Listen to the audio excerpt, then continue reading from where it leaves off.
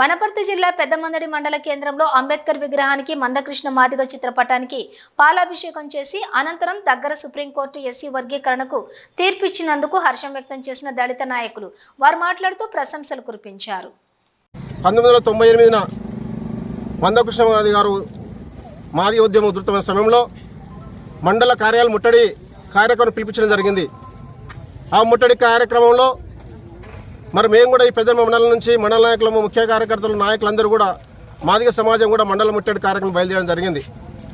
మండలానికి చెల్లినప్పుడు అనుకోని సంఘటన మండలాఫీసులో మరి దగ్ధము అగ్ని ప్రమాదం జరిగింది. ఆ జరిగిన క్రమంలో అప్పుడటి ప్రభుత్వము మీరు దేశద్రోహులని మమ్మల్ని అందరినీ ఆనాడు పీడీ యాక్ట్ పెట్టి జైలు పంపడం జరిగింది ఉద్యమకారులను, మాదిగ దండోర నాయకులను.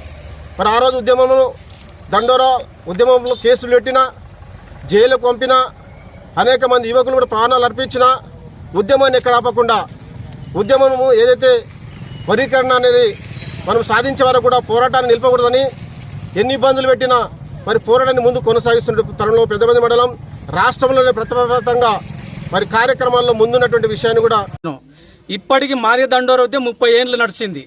అది మేము కండ్లారా చూసినాం, పోరాడినాం, జైలు కూడా పోయి వచ్చినాం. తెలంగాణ ఉద్యమంలో మేము పోరాడినాం. మా అనుకున్న లక్ష్యంలో మేము తీసుకున్నాం. మాకు 2 కళ్ళతో చూసినాం. తెలంగాణ ఉద్యమం కళ్ళతో చూసినాం, మాదిగ దండోర ఉద్యమం కళ్ళతో చూసినాం. మేము జైలుకి వెళ్ళిన సందర్భంలో ముషీరాబాద్ సెంట్రల్ జైల్లో నేను గడిచిన ఒక మాట మాట్లాడుకున్నాం.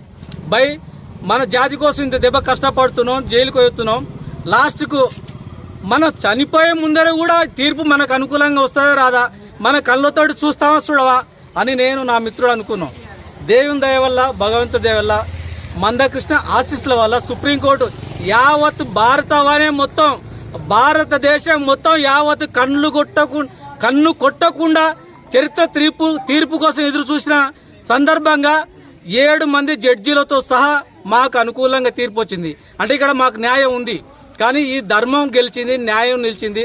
అట్టుడికిన ఈ ఉమ్మడి ఆంధ్రప్రదేశ్, తెలంగాణ దేశం యావత్ భారతం అని న్యాయం నిలిచింది. జై భీమ్, జై భారత్, జై మందకృష్ణ మాదిగ నాయకత్వం.